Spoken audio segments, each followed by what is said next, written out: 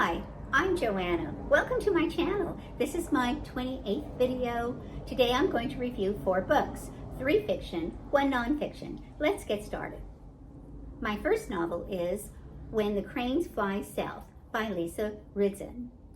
This author is from Sweden, and this is her debut novel, but it's already won, the prize award in 2025 in Sweden. It's very popular there. The story centers around a man named Bo. He is going to be 90 on his next birthday, and his son Hans, assumes the responsibility for his care. He has caregivers come to his home 3 times a day, 3 different caregivers. Now Hans also has a daughter, so that is Bo's granddaughter, and that is his favorite person. The story is told in Bo's voice. He is constantly talking to his wife in his mind. He is revealing his challenges, his daily activities, all the difficulties he is enduring. And his wife is alive in a nursing home. She has dementia. She no longer recognizes Bo at this point. Then there is Sexton. That's Bo's dog. But Bo is no longer able to care for him. So Hans, his son, has to remove the dog from Bo, which is, a huge challenge because Bo depends on Sexton for his countenance, for companionship, etc. Hans understands that Bo is crushed over losing his dog, and he understands his dad's resentment towards him.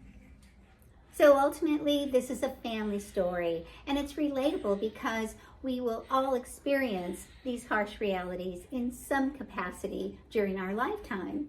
I did find this novel to be a bit too depressing. I understand Bo's challenges. We follow him as he has difficulty expressing his needs and his wants, his constant aid to do daily things, go to the bathroom, eat, dress, etc. I did enjoy this author's prose. They were lovely, and it kept my interest. Many parts of the story are very sweet. The ending is very tender. I just would have appreciated some lightness. I know dementia is a heavy topic, but sometimes humor is used as a coping mechanism, etc. I don't know. I felt a little too depressed reading this story, and therefore I give it 3.5 stars. Novel number 2, The First Love Language by Stefany, Valentine. This is a young adult novel, and it's about young love. The novel is told in the voice of the main character, Katie, and she is about 17 years old, and she is half Taiwanese and half white. She was adopted when she was a young girl by, a white couple who already had a daughter of their own. But Katie always had this intense desire to find out, why her mother left her, or more about her father, her biological father, and her culture. So Katie now lives with her mother and her sister, and they find themselves forced to move from their San Diego home, and they end up moving to Utah. That is where her stepmom's sister, Mormon sister, her husband and her daughter live, and they move in with them. There, Katie finds a job in a hair salon where she meets the owner's son, Toby, and Toby makes a deal with her.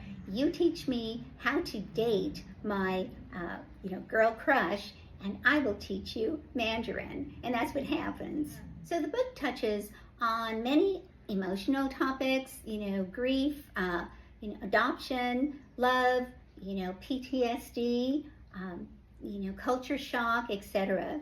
The ending is predictable, but it is so much fun. This is also an eye-opener.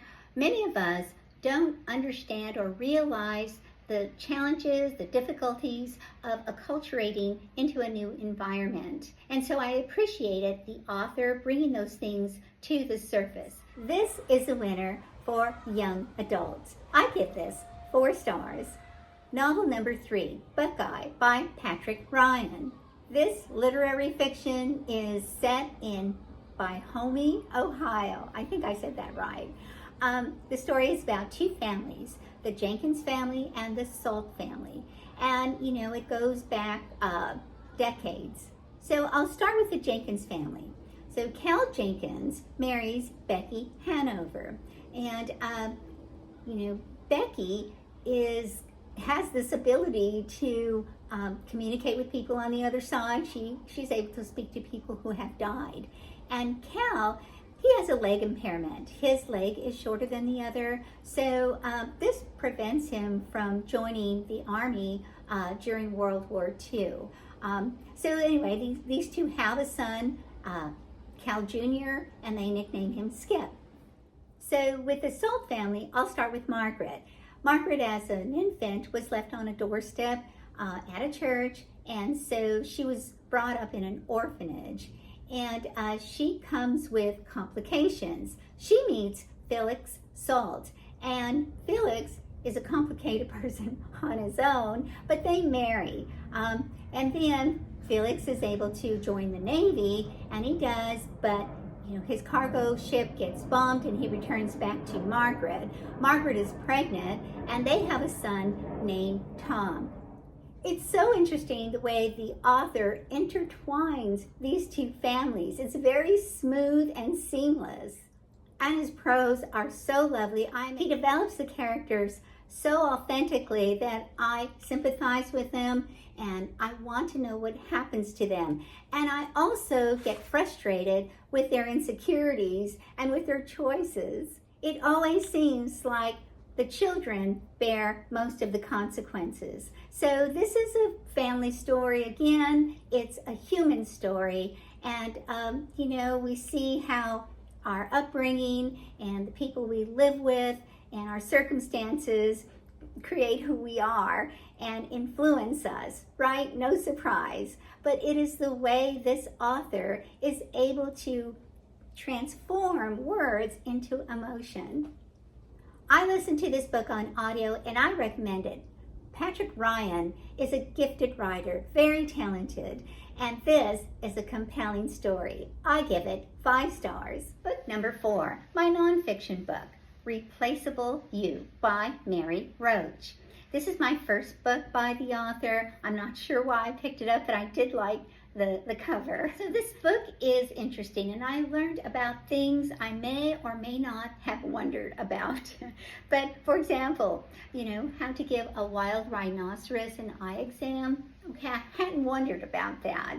But the author is detailed when it comes to research and also the particular parts of the anatomy.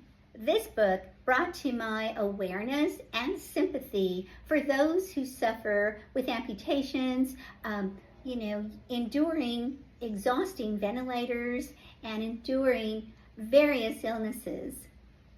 Mary Roach increases her research by actually you know, going through kind of a simulation. She wore a ventilator. She actually wore an ostomy bag and, you know, etc. She also talks about the importance of pigs and how they're contributing to organs for human transplant. And because our body cells are so complex, a successful transplant takes money, takes research. I really do understand the emphasis and the importance of funding for research, for field research. It's dire for, you know, our future. Honestly, Mary Roach's research is commendable. This book is filled with things worth knowing. I give this book 3.5 stars.